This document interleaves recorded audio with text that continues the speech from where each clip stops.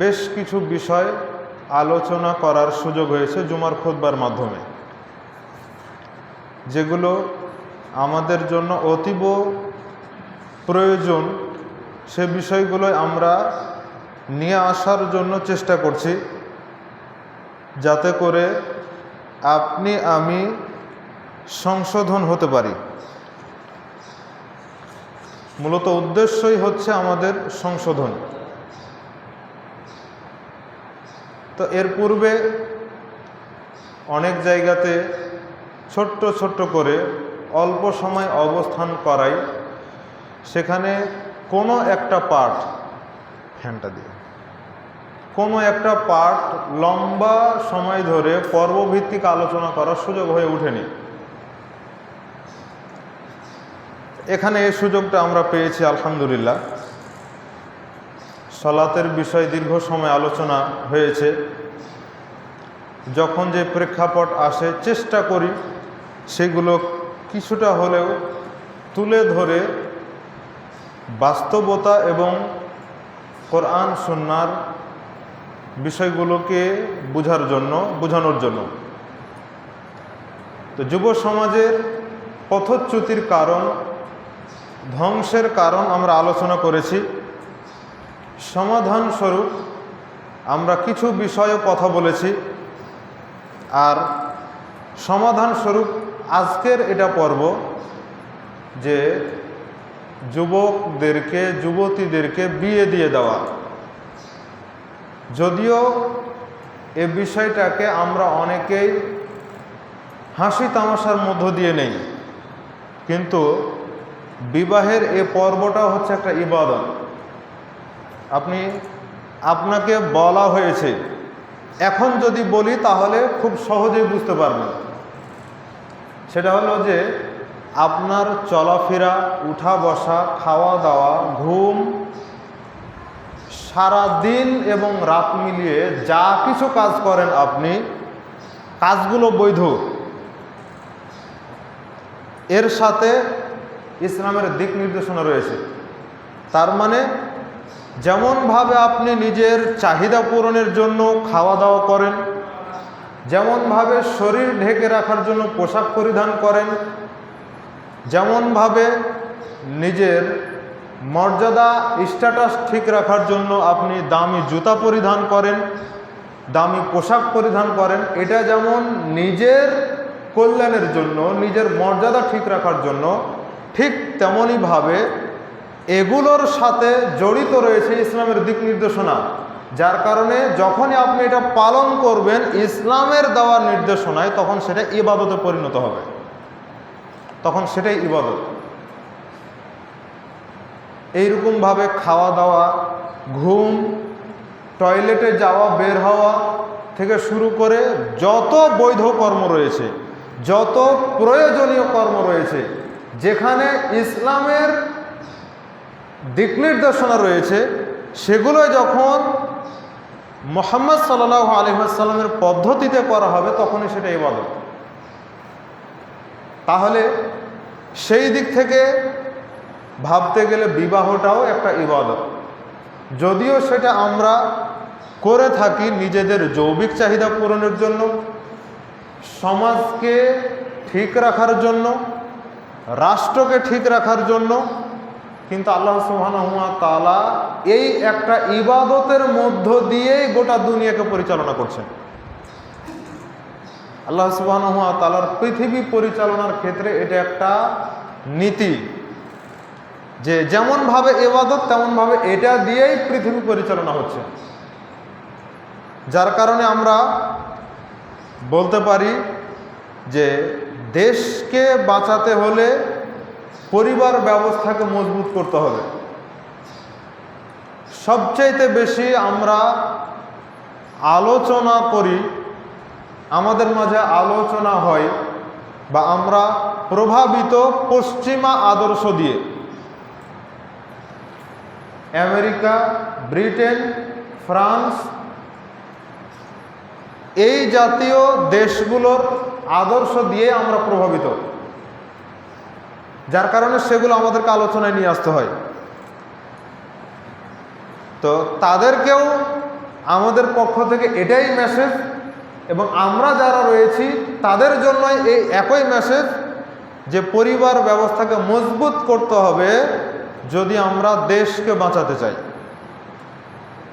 কারণ পরিবার ধ্বংস হয়ে গেলে সমাজ থাকে না, আর সমাজ যখন ধ্বংস হয়ে যায় তখন আর রাষ্ট্র কিভাবে থাকে? রাষ্ট্রও থাকবে না। তো পরিবার নামক ঘরের চাবিকাঠি হচ্ছে বিয়ে। পরিবার শুরু হয় বিয়ের মাধ্যমে। এজন্য বিয়ে আছে তো পরিবার আছে, বিয়ে নাই তো পরিবারও নাই। যার কারণে রাসূলুল্লাহ সাল্লাল্লাহু আলাইহি ওয়াসাল্লাম যুবক সম্প্রদায়কে বিবাহের গুরুত্ব দিয়ে বলেছেন, ইয়া মা'শারা শাবাব, হে যুবক সম্প্রদায়, মানিস্তাতাআ মিনকুমুল বাত, যাদের তোমাদের বিবাহ করার সামর্থ্য রয়েছে, যাদের তোমাদের বিবাহ করার সামর্থ্য রয়েছে, ফালিয়াতাজাওয়াজ, সে যেন বিবাহ করে। সামর্থ্য থাকলে সে যেন বিবাহ করে। ফাইল্লাম ইয়াস্তাতি, যদি সামর্থ্য না থাকে তাহলে সে যেন সিয়াম পালন করে। ফাইন্নাহু ওয়াজাউন, এই সিয়ামই তার যৌবনকে ঠেকিয়ে রাখবে, যৌবনকে কন্ট্রোলে রাখবে। তো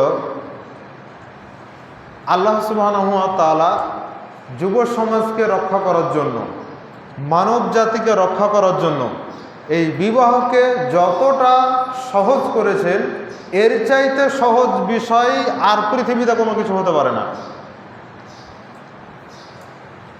এখন আপনি আপনার জায়গা থেকে ভাবতে পারেন যে আমি এ বিষয় নিয়ে কথা বলছি মানে হয়তোবা যুব সমাজের পক্ষেই বলছি, তো যুব সমাজদেরকে নিয়েই তো সব কিছু, তো তাদের তো পক্ষে বলতেই হবে।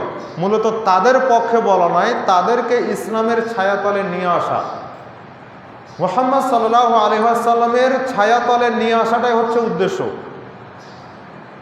কারণ যুব শক্তি দিয়ে যা কিছু করা যায়, শিশু শক্তি আর বৃদ্ধ শক্তি দিয়ে হয় না। বয়স্ক মানুষের শক্তি দিয়ে সেগুলো হয় না, যা যুব শক্তি দিয়ে হয়, যেটা আপনারাও এক সময় করেছেন। যখন আপনারা যুবক ছিলেন তখন আপনারা করেছেন। এখন যারা যুবক আছে তারা দুই ভাগে বিভক্ত হচ্ছে, হয় ইসলামের পক্ষে আর না হলে ইসলামের বিপক্ষে কাজ করছে। ইসলামের পক্ষে কাজ করছে এইরকম খুবই কম, খুবই কম, কিন্তু ইসলামের বিপক্ষে কাজ করছে এইরকম যুবকের সংখ্যা অনেক বেশি। আর এটার পক্ষে কাজ করেছে শয়তান। কেন? যার যেখানে দুর্বলতা বেশি, শয়তান, পাশ্চাত্য শক্তি, তারপরে ইসলাম বিদ্রোহী শক্তিগুলো, শয়তানি শক্তিগুলো ওই জায়গাতেই আঘাত করেছে। ইহুদি খ্রিস্টানরা ঠিক ওই জায়গাতেই আঘাত করেছে যেখানে দুর্বলতা আছে। নারীদের দুর্বলতা হলো পর্দাই, মানে যদি পর্দা করে তাহলে নিজেকে ঢেকে রাখবে, কোনো ঝামেলা থাকবে না, পাপ থেকে বেঁচে থাকতে পারবে, সমাজটা সুরক্ষিত থাকবে। ওই জায়গাতেই ইহুদি খ্রিস্টানরা আঘাত করেছে, যাতে করে এই নারী জাতিকে বেপর্দা করে তাদেরকে দিয়েই যুব সমাজকে বিভ্রান্ত করা যায়। সেটা কি আজকের? অনেক আগে থেকেই, অনেক আগে থেকেই।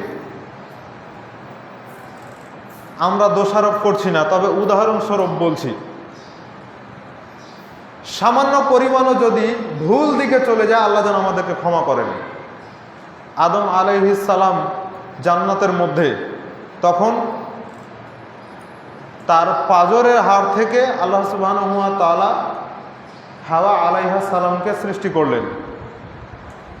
তো আদম আলাইহিস সালাম তিনিও যুবক মানুষ, তার পাজরের হাড় থেকে যে হাওয়া আলাইহিস সালামকে সৃষ্টি করলেন তিনিও যুবতী। আর শয়তান ওখানে আঘাত করেছে। নারী জাতিকে বুঝানো যায় সহজে। আমরা সমাজে দাওয়াতি কাজের অপশনগুলো বন্ধ করে রেখেছি, সমাজ বন্ধ করে রেখেছে।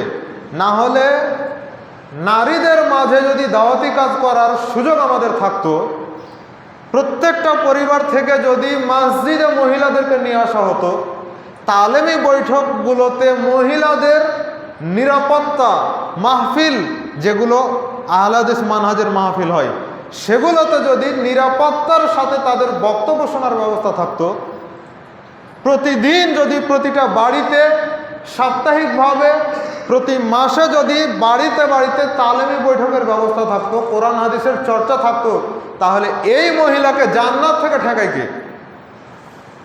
কেউ ঠেকাতে পারতো না। তাদেরকে সহজে বুঝানো যায়। আমরা বুঝাতে পারিনি, শয়তান ঠিকই পেরেছে, আমাদের আগেই পেরেছে, শয়তান ঠিক পেরে নিয়েছে। তো যার যেখানে দুর্বলতা বেশি, শয়তান সেখানে আঘাত করে। যুব সমাজের বিষয়ে যেই ফজিলতের হাদিস রয়েছে আপনিও জানেন। আবু হুরায়রা রাদিয়াল্লাহু তাআলা আনহু বলছেন, রাসূল সাল্লাল্লাহু আলাইহি ওয়াসাল্লাম বলেছেন, সাবআতু ইউযিল্লুহুমুল্লাহু ফি যিল্লিহি ইয়াওমা লা যিল্লা ইল্লা যিল্লুহু। 7 শ্রেণীর মানুষ রয়েছে, যেই 7 শ্রেণীর মানুষকে আল্লাহ তাআলা আরশের ছায়ার নিচে জায়গা দিবেন। 7 শ্রেণীর মানুষ বলতে 7 জনকে নয়, 7 শ্রেণীর, মানে এক এক শ্রেণীতে হাজার হাজার মানুষ থাকতে পারে। তো একটা শ্রেণীতে যদি 1000 মানুষ থাকে, কথার কথা বলছি, তাহলে 60টা শ্রেণীতে 7000 মানুষ। এক শ্রেণীতে যদি 1 লাখ মানুষ থাকে, তাহলে 60টা শ্রেণীতে 7 লক্ষ মানুষ। এক শ্রেণীতে যদি 1 কোটি মানুষ আসে, 7 শ্রেণীর মধ্যে 7 কোটি মানুষ। তো এইরকম 7 শ্রেণীর মানুষ রয়েছে, যে 7 শ্রেণীর মানুষকে আল্লাহ তাআলা কিয়ামতের দিন বিচারের মাঠের কঠিন ভয়াবহতার সময়ে তার আরশের ছায়ার নিচে জায়গা দিবেন, যেখানে তার আরশের ছায়া ব্যতীত আর কোনো প্রকার ছায়া থাকবে না।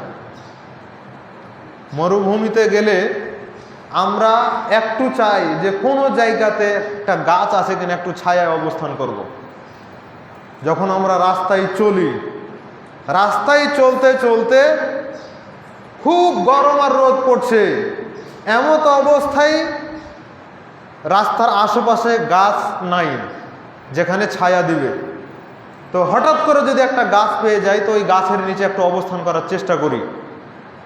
কারণ যেই ফাঁকা জায়গাতে রৌদ্র নামছে, সূর্য থেকে পৃথিবীতে রৌদ্র নামতে সময় লাগে 8 মিনিট 32 সেকেন্ড।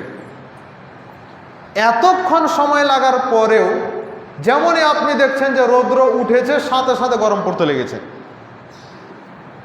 তো এটা দেখেছেন আর পড়তে লেগেছে এমনটা নয়, বরঞ্চ আমাদের চোখের দৃষ্টি সীমা রয়েছে, দৃষ্টির সীমা রয়েছে।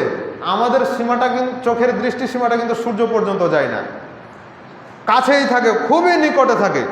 ওই নিকটে থাকার কারণে পৃথিবীর চাইতে 13 লক্ষ গুণ বড় সূর্যটাকে দেখতে আমাদের কাছে একটা প্লেটের মতো লাগে।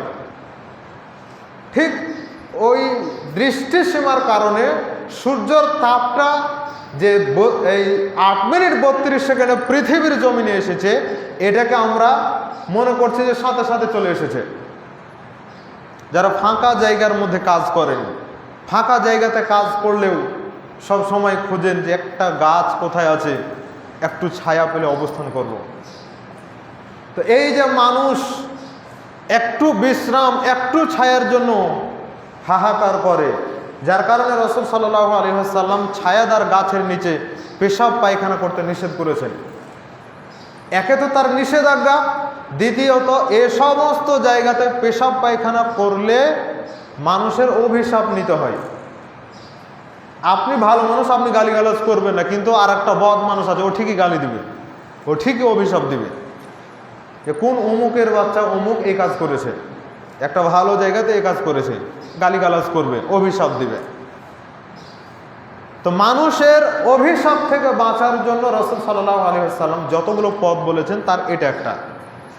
তো 7 শ্রেণীর মানুষকে আল্লাহ তাআলা তার ছায়ার নিচে জায়গা দিবেন।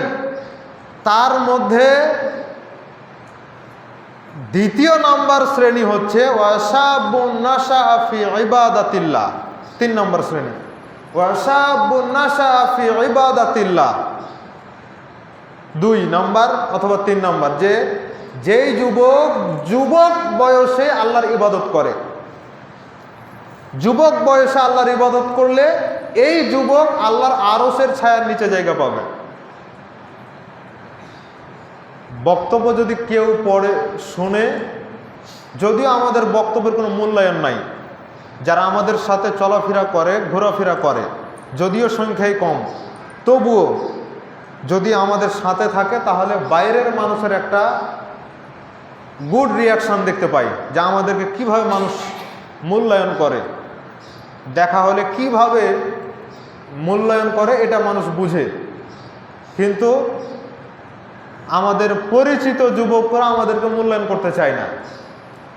তো আমাদের একটা মেসেজ, একটা বার্তা থাকবে, আমাদেরকে মূল্যায়ন করেন বা না করেন, যদি আমি মূল্যায়ন পাওয়ার হক রাখি তবে কোরআন হাদিস বলি মানি, আপনাকে বোঝানোর জন্য চেষ্টা করি, এটার ওসিলাতে পাওয়ার হকটা রাখছিলাম, আপনার কাছে সম্মান মর্যাদা পাওয়ার হক রাখছিলাম।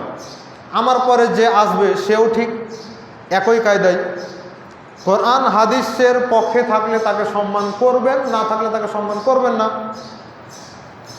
যথাযথভাবে বিদায় দিবেন। তো আমাকে মূল্যায়ন করেন বা না করেন, কথা একটাই, সেটা হলো কোরআন হাদিস জেনে বুঝে মানার জন্য চেষ্টা করেন। যে ইহুদি খ্রিস্টানদের চক্রান্তের ফাঁদে পড়ে আজকে নিজের চরিত্রকে ধ্বংস করছেন, সেই চরিত্র আর কোনোদিন ফিরে পাবেন না। একটা অসুখ যেমন হয় তাড়াতাড়ি কিন্তু সারতে সময় লাগে, একটা চরিত্র যদি ধ্বংস হয়ে যায় এই চরিত্র ফিরে পাওয়া খুব দুষ্কর। খারাপ হওয়া যত সহজ, ভালো হওয়া তত সহজ নয়। শয়তান আপনাকে ওই সুযোগ দিবে না, সমাজের মানুষ আপনাকে মূল্যায়ন করবে না, আপনি কোনো জায়গাতেই মূল্য পাবেন না, মর্যাদা পাবেন না। অতএব নিজেকে গোছাতে হবে কোরআন সুন্নাহর আলোকে। তারই ফজিলত রাসূল সাল্লাল্লাহু আলাইহি ওয়াসাল্লাম বলেছেন আপনার জন্য এই ফজিলত, যে 7 শ্রেণীর মানুষের মধ্যে 1 শ্রেণীর মানুষ হবেন আপনি, যিনি যুবক অবস্থাতে আল্লাহর ইবাদত করছেন।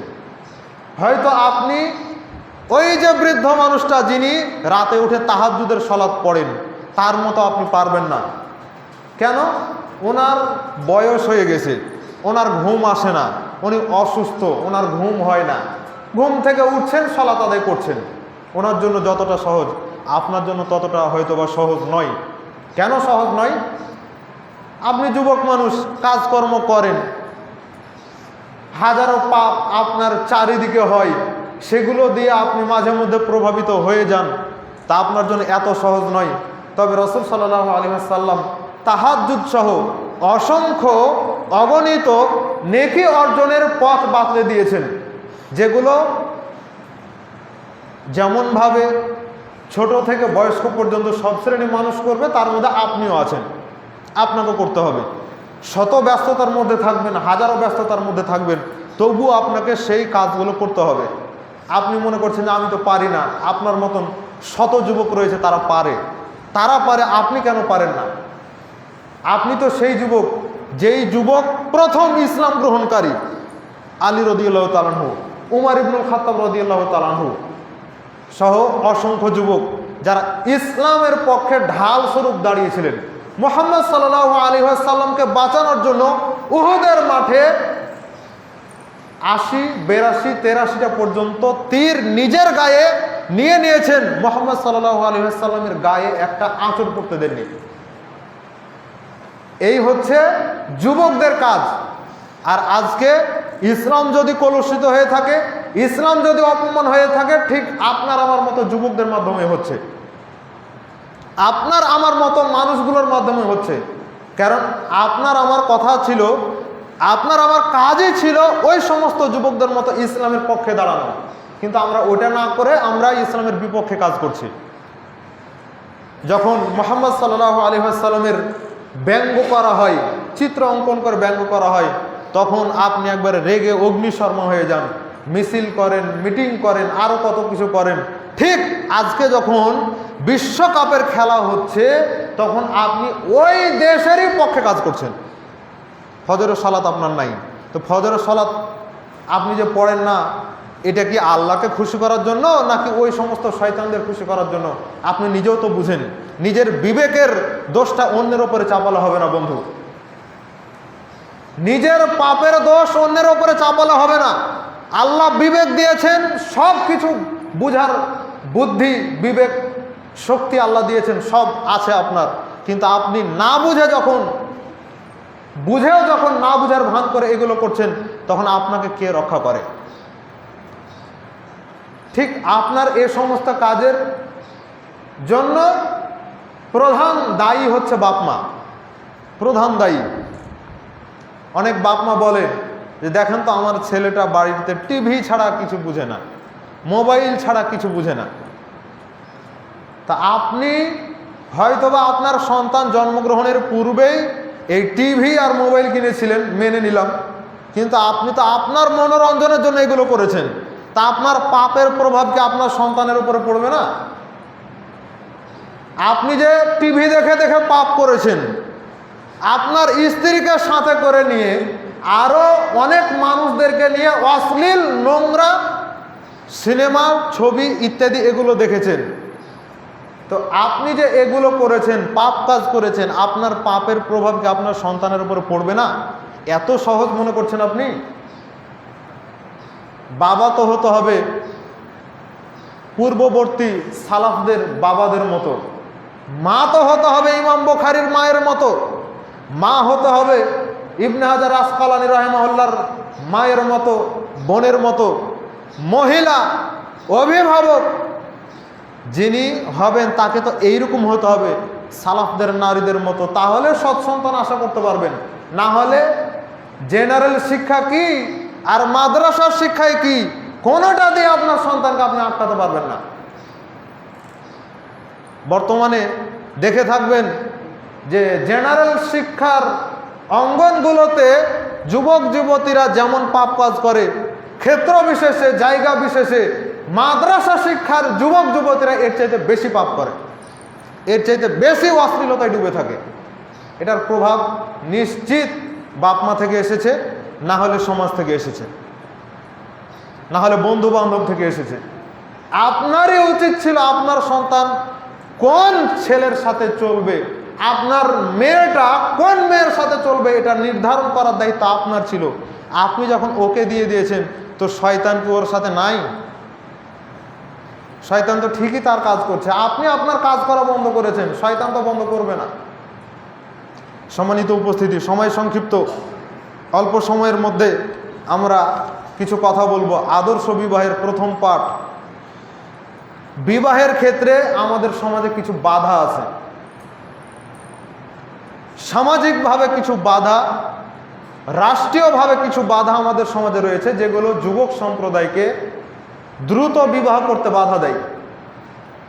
সেগুলো আমরা অল্প সময়ের মধ্যে বলার জন্য চেষ্টা করব ইনশাআল্লাহ। তার একটা হচ্ছে, প্রথম, বয়সের সীমাবদ্ধতা। বয়সের সীমাবদ্ধতা আপনি খুব ভালো করেই জানেন যে একটা ছেলে, একটা মেয়ে যুবক যুবতী হয় 12 থেকে 15 বছর বয়সের মধ্যেই। একটা ছেলে, একটা মেয়ে বাংলাদেশের আবহাওয়া অনুযায়ী যুবতী হয় 8 থেকে 12 বছরের মধ্যে। আচ্ছা, বাইরে যারা আছেন আপনারা ভিতরে এসে বসেন তো। বাইরে যারা আছেন সবাই ভিতরে এসে বসেন। ছোট ছেলে, বড় ছেলে যারা আছেন সবাই আসেন, ভিতরে আসেন, ভিতরে সবাই ভিতরে এসে বসেন। আমি তো গোরস্থানে আলোচনা করছি না, আপনাদের মতো জীবিত মানুষগুলোর সামনে আলোচনা করছি। বাইরে থেকে গল্প করবেন কি জন্য? কেউ একটু ওপরে যান তো, গিয়ে যদি কোনো ছেলে, কোনো বড় মানুষ থাকে, পুরুষ মানুষ, সবাইকে ডেকে নিয়ে আসবেন। আমি কার জন্য এগুলো বলছি? যদিও আমার বিরোধিতা করার মানুষের অভাব নাই, কিন্তু আমি তো আপনার কল্যাণের জন্যই বলছি। আমি তো আপনাকে কষ্ট দেওয়ার জন্য না, আপনাকে আঘাত করার জন্য বলছি না। ঘুরে কোরআন হাদিস চুষে যতখানি পেয়েছি সেগুলো বলার জন্য চেষ্টা করছি। আমার হিজামার ট্রেনিং আছে, অ্যালোপ্যাথিকের ট্রেনিং আছে, হোমিওর ট্রেনিং আছে। তো এই যে ডাক্তারি জীবনে যতটুকু সময় দিচ্ছি, এগুলো আমাকে কোরআন হাদিস পড়াশোনা করা, গবেষণা করা থেকে বিরত রাখতে পারেনি। প্রথমে তো আমি ঘরের ভিতরে সব কিছু রাখতাম, কিন্তু যখন দেখলাম যে না, এগুলোর চাইতে কোরআন হাদিসে বেশি সময় দিচ্ছি, তো ওগুলোকে এত পরিশ্রম দিয়ে এত টাকা পয়সা খরচ করে অর্জন করলাম, কিছু হলেও তো রাখা দরকার। এই জন্য দোকানটাতে একটু বসতে হয়। তবুও মাঝে মধ্যে দেখবেন যে কোরআন হাদিস নিয়ে গিয়েই বসে থাকে, ল্যাপটপ নিয়েই বসে থাকি, যেখানে শুধু কোরআন হাদিস দিয়েই লেখা হয়।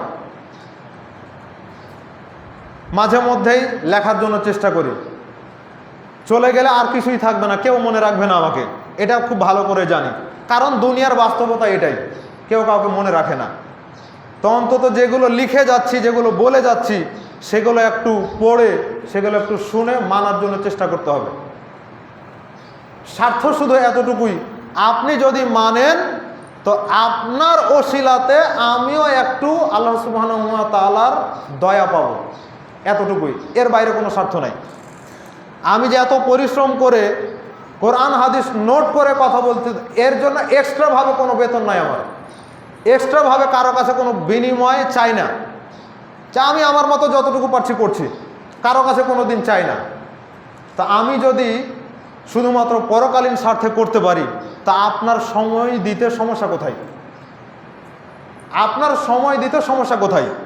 আপনি যে এখানে বসে সময় দিচ্ছেন, যদিও জুমার খুতবাতে বাধ্যগত অবস্থায় দিচ্ছেন, তালিমি বৈঠকে ডাকলে আপনাদের কিছুটা হলেও মূল্যায়ন পাই, এটার জন্য আপনাদের শুকরিয়া আদায় করি। তো এই যে যতটুকু কাজ করছেন, সময় দিচ্ছেন, তো এইটুকুও তো নেকির আশায়, আল্লাহর সন্তুষ্টির জন্যই। এটা যদি অন্তরে থাকে, তাহলে এই যে মসজিদে যতখানি সময় দিচ্ছেন, হজের নেকি পাওয়া যাবে, হজের নেকি পাওয়া যাবে। সবচাইতে উত্তম ব্যক্তি হিসেবে আল্লাহ সুবহানাহু ওয়া তাআলার কাছে পরিগণিত হবেন। আল্লাহ সবচাইতে দামি ফেরেশতাদের সাথে আপনার বিষয়ে যখন গর্বের সাথে আলোচনা করেন, তো এর চাইতে বড় আর কি হতে পারে? এখন বর্তমানে বাংলাদেশের প্রধানমন্ত্রী তারেক রহমান। তো তারেক রহমান যদি বাংলাদেশের এই ছোট্ট গ্রাম, এই দিনাজপুর নওদাপাড়ার নাম নিয়ে যদি সংসদে আলোচনা করে, তো এটা আপনার কাছে কতটা গর্বের বিষয় হবে? আল্লাহ সুবহানাহু ওয়া তাআলা আপনার মতো এই মানুষগুলোর বিষয়ে জিব্রাইল, মিকাইল, ইসরাফিল, মালাকুল মাউত তাদের সামনে আলোচনা করেন। তো এটার জন্য, এটা আপনার জন্য গর্বের বিষয় না? নিঃসন্দেহে গর্বের বিষয়। সম্মানিত উপস্থিতি, তাহলে কোরআন হাদিসকে মূল্যায়ন করার জন্য চেষ্টা করতে হবে। এখানে যতক্ষণ সময় দিবেন ততক্ষণই আল্লাহ সুবহানাহু ওয়া তাআলার কাছে গুনাহ মাফের একটা মাধ্যম হবে। তো বয়সের সীমাবদ্ধতা, বাবা মা অবহেলা করে, সন্তানের কিন্তু অবহেলা নাই। ওই যে বললাম যে সন্তান 15 বছর বয়সের মধ্যেই সাবালক সাবালিকা হয়ে গেছে। আর বাংলাদেশের প্রেক্ষাপটে যত অশ্লীলতা, যত বেহায়াপনা, এগুলো থাকা মানে বয়স হওয়ার আগেই সাবালক সাবালিকা হওয়া। এটা আপনার কাছে হাসির কথা মনে হলেও বাস্তবতা এটাই, সত্য কথা এটাই। কেন জানেন? আপনার মেয়েটা ছোট অবস্থাতেই সে সাজুগুজু পছন্দ করে। ও শিখলো কোত্থেকে? ভাই আপনার স্ত্রীর কাছে শিখেছে, আর নাহলে টিভি দেখে শিখেছে। আপনার ছেলেটা এখন থেকে অশ্লীল গালিগালাজ করতে পারে, কোথা থেকে শিখলো? হয় টিভি দেখে শিখেছে, আর না হলে সমাজে অন্যান্য ছেলে মেয়েদের সাথে চলাফেরা করে শিখেছে। অথচ ওর বয়স এখনো 10ই হয়নি, ও শিখলো কোত্থেকে? তার মানে এটা একটা প্রভাব, সমাজের একটা প্রভাবে এগুলো শিখে ফেলেছে। তো বাপ মার অবহেলা, বয়সের ক্ষেত্রে বাপ মার অবহেলা। বাবা মার দায়িত্ব হবে যখন সন্তান সাবালক সাবালিকা হয়ে যাবে তখন তাদের বিয়ের ব্যবস্থা করা। কেন? সাবালক সাবালিকা হওয়ার আগ পর্যন্ত যত পাপ কাজ হবে, যত নেকির কাজ হবে, সব ওই বাবা মার অ্যাকাউন্টে গিয়ে জমা হবে। কারণ তাদের অ্যাকাউন্ট এখনো চালু হয়নি। সাবালক সাবালিকা হয়নি মানে তার অ্যাকাউন্ট এখনো চালু হয়নি। কিন্তু যখন তার অ্যাকাউন্ট চালু হয়ে যাবে তখন আপনারও হবে, আপনার সন্তানেরও হবে, আপনারও হবে, আপনার সন্তানেরও হবে, দুইজনেরই পাপ হবে। তাহলে ও যখন পাপে জর্জরিত হয়ে যাচ্ছে তখন ওর বয়স না হোক কিন্তু ওর মতো ছেলের স্বপ্নদোষ হতেও সময় লাগবে না। হরমোনের কারণে তার আরও যে সাবালক হওয়ার যে আলামতগুলো, গোফ বের হওয়া, নাভির নিচে লোম বের হওয়া, এগুলো হতেও সময় লাগবে না। এটা হচ্ছে হরমোনগত বিষয়। নারীর ক্ষেত্রে মেন্স হতেও বেশি সময় লাগবে না, এটা হচ্ছে হরমোনগত বিষয়। তো এজন্য যখন বয়স হয়ে যাবে, সাবালক সাবালিকা হয়ে যাবে, তখনই তার বিয়ের জন্য চিন্তা ভাবনা করতে হবে। যদিও আমাদের বাংলাদেশ, শুধু বাংলাদেশ নয়, গোটা পৃথিবীর মধ্যে অসংখ্য দেশ রয়েছে যেগুলোতে রাষ্ট্রীয়ভাবে আইনগত দিক থেকে বয়সের সীমাবদ্ধতা দিয়ে দেওয়া হয়েছে, বয়সের সীমাবদ্ধতা দিয়ে দেওয়া হয়েছে। তবুও বাবা মার দায়িত্ব ওই রাষ্ট্রের অপেক্ষা না করে নিজের ছেলে মেয়েকে পাপ থেকে বাঁচানো, নিজের ছেলে মেয়েকে পাপ থেকে বাঁচানোর জন্য চেষ্টা করতে হবে। যদিও এখন এই সময়ে অল্প বয়সে বিয়ে হওয়াটাকে খুব আশ্চর্যের হিসেবে দেখা হয়, কিন্তু আপনারা কিন্তু অল্প বয়সেই বিয়ে করেছেন। যারা বয়স্ক আছেন অনেকেই অল্প বয়সেই বিয়ে করেছেন। আপনার বাবা মা ঠিক অল্প বয়সেই বিয়ে করেছে, আপনার দাদা দাদি অল্প বয়সেই বিয়ে হয়েছে, কিন্তু এখন আপনার সন্তানের ক্ষেত্রে আপনি বিশাল চিন্তা নিয়ে বসে আছেন। পাপ কাজ থেকে বাঁচিয়ে রাখতে হবে এই চিন্তা নাই, আমার ছেলে কখন ইস্টাবলিশ হবে, তারপরে নিজের পায়ে দাঁড়ানোর পরে সে বিয়ে করবে, ওই চিন্তায় আপনি বসে আছেন। ওই চিন্তা করতে করতে আপনার ছেলের যৌবন নষ্ট হয়ে যাবে, তখন অভিশাপ মাথায় নিতে হবে, অভিশাপ মাথায় নিতে হবে। বয়সের সীমাবদ্ধতার ক্ষেত্রে সন্তানদের বিষয়ে সবচেয়ে বেশি অবহেলা হলো বাবা মার। ছেলে বলছে যে আম্মু আমার তো বিয়ের বয়স হয়ে গেছে, আমাকে বিয়ে দিয়ে দাও। তখন সে এবারে রি করে বলছে, এই তোর এখানে বিয়ের বয়স হয়নি, কয় বছর বিয়ে হলে যে তুই, কয় বছর বয়স হলে যে তুই বিয়ে করবি, তুই এখনো ছোট বাচ্চাই হয়ে আছিস, এখানে বিয়ে করতে হবে না। কিছুক্ষণ পরে মাকে তো বুঝাতে হবে, কিছুক্ষণ পরে ছেলে বাইরে দৌড়িয়ে যাচ্ছে, এই কোথায় যাচ্ছিস, কোথায় যাচ্ছিস? বলছে আমার চাচা তো বোনের সাথে খেলাতে যাচ্ছি। না না না, যেতে হবে না, তুই বড় হয়েছিস, ওর সাথে যেতে হবে না, এখন বড় হয়েছে।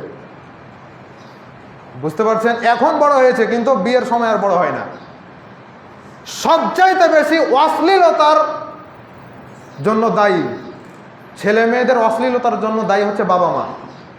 জাহান্নামে যেতে হবে, তাহাজ্জুদ পড়ে কোনো লাভ হবে না, তসবিহ টিপে কোনো লাভ হবে না। রাষ্ট্রীয় সীমাবদ্ধতা, রাষ্ট্রীয় বাধ্যবাধকতা, দেখেন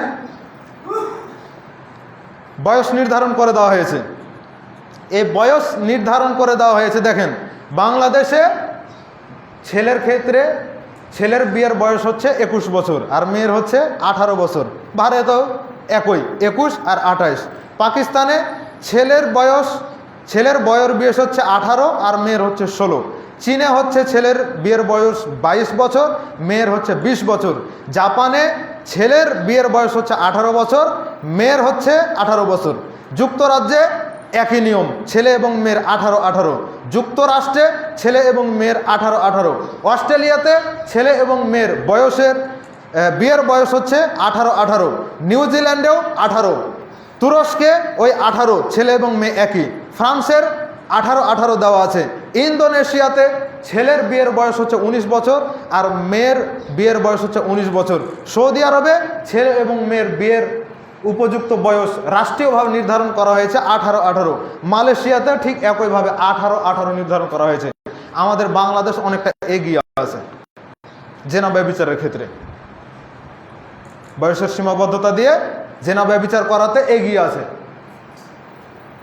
এই বয়সের সীমাবদ্ধতা দিয়ে কী লাভ হয়েছে, কী লাভ হয়েছে দেখেন, যত ধরনের অশ্লীলতা, যত ধরনের বেহায়াপনা, সেগুলোর ক্ষেত্রে খুব ভালো কাজ।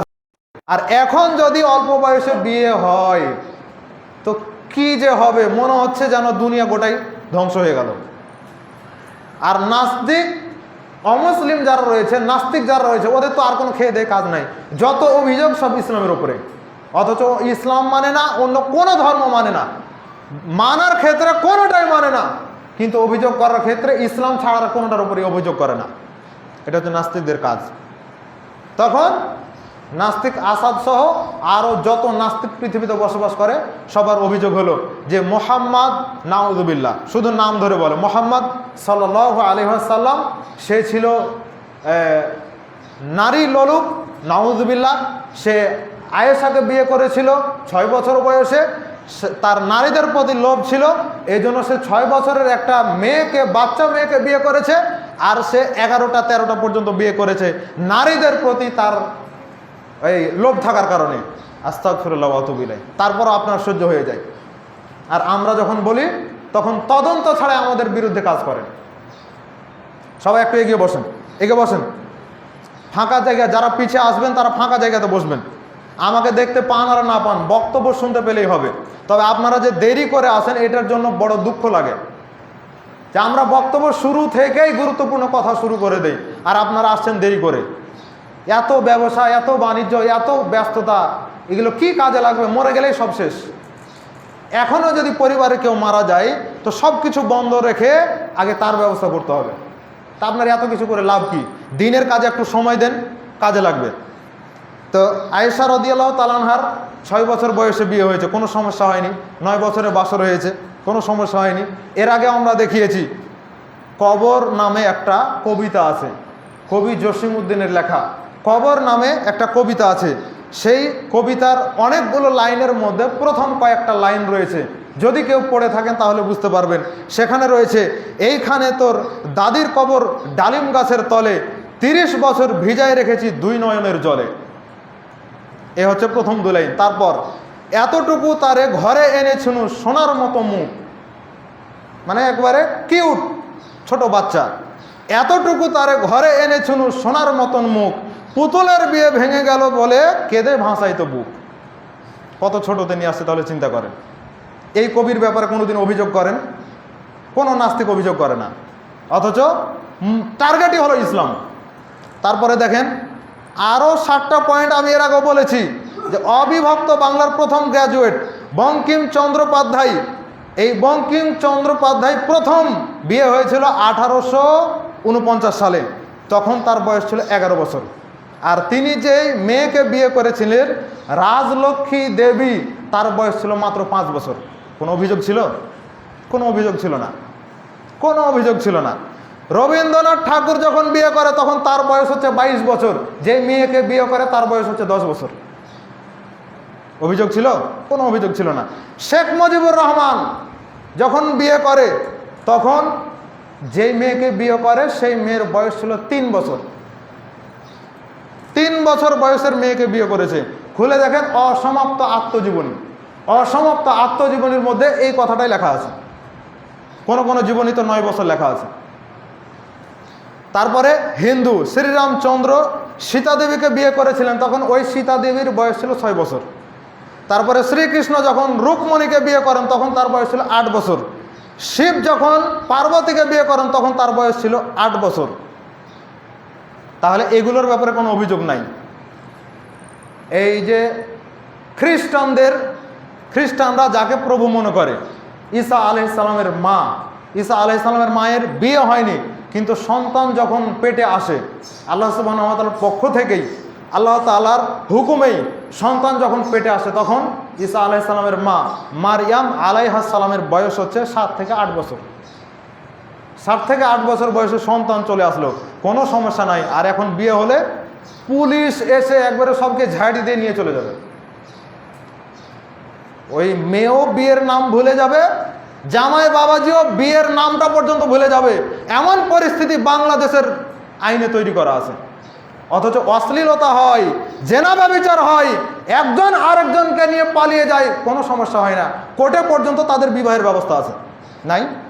কোর্টে এদের বিবাহের ব্যবস্থা নাই, কোর্ট ম্যারেজ হয় না, লাভ ম্যারেজ হয় না। এগুলো কারা করাই? হানাফি মাযহাবের ফতোয়া অনুযায়ী হয়, আর বাংলাদেশের প্রেক্ষাপটে কোর্টে এগুলোর ব্যবস্থা হয়। হানাফি মাযহাবের ফতোয়া হলো অভিভাবকের অনুমতি ছাড়াও যদি কোনো মেয়েকে বিয়ে করা হয় তো বিয়ে বৈধ। তার মানে হালালা যেমনভাবে করা হয় ঠিক তেমনইভাবে এটাকেও একটা ওই পূর্ব পরিকল্পনা অনুযায়ী একজনকে অভিভাবক বানিয়ে, মানে বাপ, ওই যে যেমনভাবে ওই কি বলে এটাকে, মানে একটা বাপ তৈরি করে, বাবা তৈরি করে ওটাকে অভিভাবক বানিয়ে অলি বানিয়ে বিবাহ দেওয়া হয়। এটার ফতোয়া দেওয়া আছে হানাফি মাযহাবে যে হ্যাঁ এটা বৈধ, আর এটাই বাস্তবায়ন করে বাংলাদেশের সরকার, বাংলাদেশের কোর্টের জায়গাগুলোতে বা বিভিন্ন চলে তো হানাফি মাযহাব অনুযায়ী। সম্মানিত উপস্থিতি, তাহলে এই যে বয়সের সীমাবদ্ধতা, সংক্ষিপ্ত সময়ের মধ্যে বলি, আর একটা কুসংস্কার বাংলাদেশে চালু আছে যেটা আপনার মধ্যেও গেঁথে আছে। সেটা কি? আপনার সন্তান দুইটা, তো বড় সন্তানের এখনো বিয়ে দেননি, ছোট সন্তানেরও বয়স হয়ে গেছে, তো বলছে যে বড় সন্তানের বয়স মানে বিয়ে হয়নি, তো তুই বিয়ে করে কি করবি? বড়টার বিয়ে হয়নি এই জন্য ছোটটারও বিয়ে দিবে না। এটা একটা চরম পর্যায়ের কুসংস্কার। পাপ ছেলে করবে, আপনাকে ঘাড়ে নিতে হবে। আমার কথাকে আপনি 5 পয়সা দাম দেন না, তাতে আমার কোনো যায় আসে না, মানলে আপনার লাভ, না মানলে আপনারই ক্ষতি, আমার কিছু না। কিন্তু এটা চূড়ান্ত পর্যায়ের কুসংস্কার যে বড়টার বিয়ে হয়নি এই জন্য ছোটটার বিয়ে দেওয়া যাবে না। এটা কুসংস্কার। ও বিয়ে করছে না, ও বুঝুক। ওকে তো বলেছেন, বলেননি বিয়ে করতে? ওকে যদি বলে থাকেন তো বলেছেন, ও বিয়ে করলো না, তাহলে ও থাক, যেটার বিয়ের বয়স হচ্ছে সেটাই বিয়ে দিয়ে দেন। পাপ থেকে বাঁচেন, সন্তানও পাপ থেকে বাঁচবে, আপনিও বাঁচবেন। এখন বুঝবে না, এখন নাকি তার নাক কাটা যাবে, কিন্তু যখন ছেলে অন্যের মেয়েকে নিয়ে পালিয়ে যাবে তখন কি হবে? তখন ওইটা সম্মানহানি হবে না? তখন সম্মানহানি হবে না, হানি মানে তো মধু, তখন ওই মধুর সম্পর্ক তৈরি হবে। সম্মানিত উপস্থিতি, তাহলে এই কুসংস্কার থেকে বেঁচে থাকতে হবে। দেখেন এগুলোতে কত লাভ, এগুলো আপনার আমার যা লাভ আছে তার চাইতে বেশি লাভ হচ্ছে পাশ্চাত্যের, যারা নেট দুনিয়া তৈরি করে রেখেছে, যারা আমাদের মধ্যে এই অশ্লীলতার বীজ বপন করে রেখেছে, তাদের এগুলো হচ্ছে লাভ। না হলে ইন্দোনেশিয়ার মতো জায়গাতে শুধুমাত্র যৌন ব্যবসা করে তারা $3.3 বিলিয়ন ইনকাম করে থাকে। এটা প্রতি বছরের হিসাব, তারা ইনকাম করে থাকে। এছাড়া আরও এই গার্লফ্রেন্ড বয়ফ্রেন্ডের যেই চরিত্র, যেই সম্পর্ক, এগুলো তো সবই হচ্ছে পাশ্চাত্যের, পশ্চিমা দেশগুলোর এগুলো চরিত্র।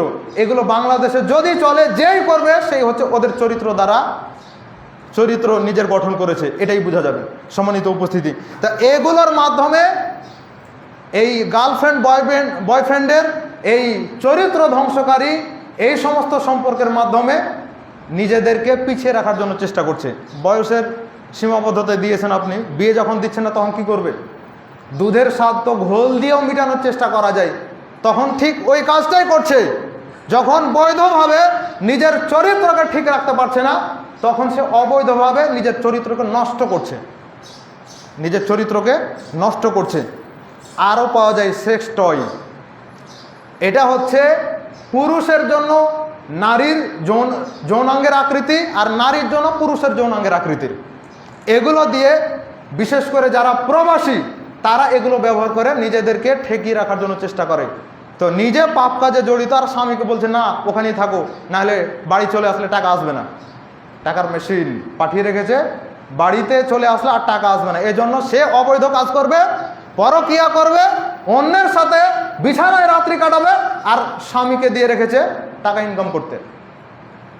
সম্মানিত উপস্থিতি, এছাড়া অনলাইনে যৌন বিনোদন, তারপরে সমকামিতা, এগুলো সব হচ্ছে ওই পাশ্চাত্যের তৈরি। এগুলো দিয়ে তারা crore crore billion dollar income করে, যেগুলো আমাদের বাংলাদেশের টাকার হিসাব করতে হলে অনেক টাকা। তো এগুলো তারা ইনকাম করে, এগুলো আপনার আমার ধরা ছোঁয়ার বাইরে, শুধুমাত্র হিসাবটাই জানতে পারবেন, তাছাড়া আর কোনো কিছু জানতে পারবেন না। অথচ এগুলো তারা করছে। এগুলো করার মাধ্যমে কি শুধু ওই ইনকামই হচ্ছে, রোগ হয় না? ঠিকই রোগও হচ্ছে। যখন রোগ হচ্ছে তখন এই রোগগুলো, অসংখ্য রোগ রয়েছে, তার মধ্যে সিফিলিস এই রোগ 32% থেকে একবারে 70 বছরের মধ্যে চলে যায় মানুষের মধ্যে। সে রোগগুলো হচ্ছে, ইউরোপে গনোরিয়ার হার সবচাইতে বেশি, প্রায় 46,728 জন লোক এই রোগে আক্রান্ত হয়ে থাকে। আমেরিকার মধ্যে প্রতি 5 জনে একজন যৌন রোগে আক্রান্ত হয়। যুক্তরাষ্ট্রের মধ্যে এই সংক্রান্ত খরচ হয় $16 বিলিয়ন, এর পিছনেই খরচ করে থাকে। এছাড়া এইডস রোগ, এটা তো আপনারা জানেনই। তো এগুলো করে থাকে তারা। আর যখন এই সিস্টেমগুলো চালু রয়েছে তখন তারা আর বিবাহের দিকে আগায় না। কেন? ওই যে বয়ফ্রেন্ড আর গার্লফ্রেন্ড, তো গার্লফ্রেন্ডগুলো বয়ফ্রেন্ডের আশঙ্কায় ভোগে, হতাশায় ভোগে, যে এই যে একে তো আমি নিয়েছি, না জানি কখনই আমাকে ছেড়ে চলে যাবে। এজন্য ওই মেয়ে সব সময় ছেলের পিছনে খরচ করে।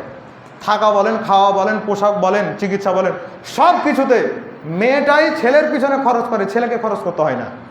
এলো পশ্চিমাদের, ব্রিটেনের এই সভ্যতা রয়েছে।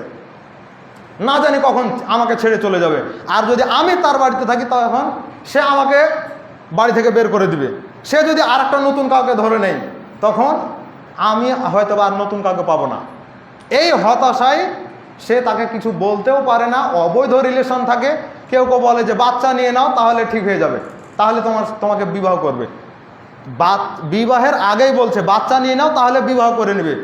বাচ্চা নিয়ে এসে দেখাচ্ছে, এই যে দেখেন এটা আমার বাচ্চা, ডাক্তারকে দেখাচ্ছে, এই যে দেখেন এটা আমার বাচ্চা, এখন পর্যন্ত আমাদের বিয়ে হয়নি, এখন পর্যন্ত বিয়ে হয়নি। আফসোস করছে, হাই এটাও যদি না হতো, এই বাচ্চাটাও যদি না হতো। আফসোস, আফসোস করে মরে, কিন্তু কোনো কাজ নাই। অনেকে তো আবার বাচ্চাও নিতে চায় না, কারণ এই যে আশঙ্কা, এই হতাশা। প্রিয় উপস্থিতি, তো এ গেল একটা বয়সের বিষয়। এর ফলে জারজ সন্তান বৃদ্ধি পায় বেশি, এর ফলে জনসংখ্যার বিলুপ্তি হয় বেশি। এই জনসংখ্যা বিলুপ্তি হওয়ার কারণে বিভিন্ন দেশে যারা সন্তান নেয়, যে সমস্ত দম্পতি, তাদেরকে বিভিন্ন অফার দেয়। চিন্তা করতে পেরেছেন? অফার দিচ্ছে, কত অফার দিচ্ছে মায়েদেরকে। দক্ষিণ কোরিয়াতে একটা শিশু নেওয়ার জন্য মায়েদেরকে অফার দেয় $1,510 অফার দিচ্ছে। দক্ষিণ কোরিয়ার দ্বিতীয় বৃহত্তম সিটি বুসানে 3টি সন্তান যদি কেউ নেয় তাহলে $7,552 তাদেরকে পুরস্কার দেওয়া হয়।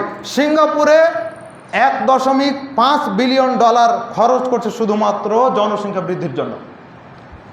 আপনি চিন্তা করেন, চুরি করার বৈধতা দিয়ে রাখবে, আবার চুরি যেন না করে এজন্য পুরস্কারও দিবে। কি একটা আশ্চর্যের বিষয় না? আশ্চর্যের বিষয়। আল্লাহ সুবহানাহু ওয়া তাআলা আমাদেরকে ক্ষতি, এর ভয়াবহতাগুলো থেকে আমাদেরকে হেফাজত করুন, আমিন। বিয়ের মাধ্যমে দায়িত্ববোধ জাগ্রত হয়, এজন্য আমাদেরকে এই বিষয়টাকে বেশি প্রাধান্য দেওয়া উচিত। 2 নাম্বার, একাডেমিক শিক্ষা। আরে এখানে কি হয়েছে, গ্র্যাজুয়েটটা কমপ্লিট হোক, মাধ্যমিকটা শেষ হোক, উচ্চ মাধ্যমিকটা শেষ হোক, তারপরে বিয়ে। ছেলে এবং মেয়ের ক্ষেত্রে একই কথা, বাবা মাও ওভাবে দিয়ে রাখছেন। জি না, বিয়ে দিয়ে আবার তাকে পড়াশোনা করান, কোনো সমস্যা নেই। বরঞ্চ বিয়ের আগে সাবালক সাবালিকা অবস্থায় তার ভিতরে শয়তান সবসময় কাজ করে, ওর পিছনে সবসময় অবৈধ রিলেশনের ভূত নেমে থাকে। তো যখন বিয়ে দিয়ে দিবেন তখন তার বৈধভাবে যৌবিক চাহিদা পূরণ হবে, তখন সে আর অবৈধ পথে যাবে? ঠিকই তার পড়াশোনায় মন বসবে। অতএব পড়াশোনা চলা অবস্থাতেও যদি বিয়ে দেওয়া হয় কোনো অসুবিধা নাই। এর ক্ষেত্রে, বিয়ের ক্ষেত্রে সবচেয়ে বড় আরেকটা বাধা হচ্ছে দারিদ্রতা। মানে যার টাকা পয়সা বেশি আছে সেও নিজেকে ফকির ভাবে। তো মুহাম্মদ সাল্লাল্লাহু আলাইহি ওয়াসাল্লামের চাইতে গরিব কেউ ছিল আপনার জানা মতে? তারপরও তার 11টা স্ত্রী। আর আপনি কোনোদিন আপনাকে না খেয়ে থেকেছেন এইরকম হয়নি। কখনো আপনি অর্থের অভাবে, খাওয়ার অভাবে সিয়াম পালন করেছেন এইরকমটাও হয়নি, তবুও আপনি নিজেকে গরিব বলে দাবি করেন। মুহাম্মদ সাল্লাল্লাহু আলাইহি ওয়াসাল্লামের অর্থ সম্পদ ছিল না, কিন্তু খাদিজা রাদিয়াল্লাহু তাআলা আনহার মতো মহিলা, নেতারা পর্যন্ত তাকে বিয়ের জন্য প্রস্তাব দিয়েছে, একটাও গ্রহণ করেননি। আর মুহাম্মদ সাল্লাল্লাহু আলাইহি ওয়াসাল্লামের চরিত্রের মাধুর্যতায় মুগ্ধ হয়ে স্বয়ং খাদিজা রাদিয়াল্লাহু তাআলা আনহা তাকে বিয়ের প্রস্তাব দেয়। তাহলে আপনার যদি সামর্থ্য থাকে, আল্লাহ রাসূল বলছেন ইয়া মাশারা শাবাব, যদি যুবক দল সামর্থ্য থাকে তাহলে বিয়ে করো, যদি সামর্থ্য না থাকে তাহলে সিয়াম রাখো। তো সামর্থ্য থাকা বলতে কোনটা? আপনি তো ঠিকই খেতে পাচ্ছেন। আপনি কি মনে করছেন আপনার স্ত্রী আসলে আপনাকেই তাকে খেতে দিতে হবে? যে আসবে সে তো তার রিজিক নিয়ে আসবে। আজকে যে আপনার বাড়িতে আমার খাওয়া, ইমামের খাবার, তো গতকালকে কেন ছিল না?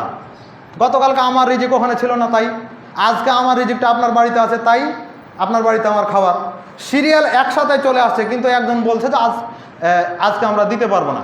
তো ঠিক আছে, পরের বাড়িতে পার্টি গেল, তো ওই বাড়িতে আবার পরের সিরিয়ালে এসে আবার ওই বাড়িতে আসলো। তার মানে এই সিরিয়ালে তার বাড়িতে আমার রিজিক ছিল না, পরের সিরিয়ালে আছে, এই জন্য এইভাবে আসলো। তাহলে রিজিকটা হচ্ছে ভিন্ন একটা জিনিস, যেটা যখন যার মাধ্যমে আল্লাহ বের করবেন ঠিক ওভাবে বের হয়ে যাবে। তা আপনার ঘরে যখন আপনার স্ত্রী এসেছে, তখন তার রিজিক সে নিজেই নিয়ে এসেছে। পৃথিবী সৃষ্টির 50,000 বছর আগে আল্লাহ সব লিখে দিয়েছে। আপনার ঘরে যখন সন্তান আসলো, তখন এই সন্তানের তাকদিরে আল্লাহ সব রিজিক লিখে দিয়েছেন, সে তার রিজিক নিয়ে এসেছে, আপনার মাধ্যমে রিজিক আসবে, এ কথাই ঠিক। আপনার সন্তানটা মারা গেল, কিন্তু আপনার রিজিক কি সন্তান ছিল তখনকার মতো হয়? জি না, হবে না। যদিও বেতন ওটাই থাকুক, কিন্তু বরকত ওই রকম পাবেন না। তার মানে রিজিকটা একটা ভিন্ন জিনিস। নিজেকে গরিব মনে হলেও বিবাহের ক্ষেত্রে যতটুকু ডিমান্ড রেখেছিলেন, ডিমান্ডটা একটু কমিয়ে দেন, বিবাহটা সহজ হয়ে যাবে। আর সমাজকেও বিবাহ, যুব সমাজের বিবাহকে সহজ করে তাদেরকে পাপ থেকে বাঁচানোর আহ্বান রেখে আজকে আমরা আলোচনা শেষ করছি। ইনশাআল্লাহ আগামী জুমায় আমরা বিবাহের গুরুত্ব নিয়ে আলোচনা করার জন্য চেষ্টা করব। আর বিবাহের ক্ষেত্রে বাধার বাকি পূর্ব যে কারণ, সেগুলো নিয়ে কিছু কথা যেগুলো বাকি থাকলো সেগুলো বলার জন্য চেষ্টা করবো। আল্লাহ সুবহানাহু ওয়া তাআলা আমাদেরকে কবুল করুন, আমিন। বারাকাল্লাহু লানা ওয়া লাকুম ফিল কোরআনিল আযীম।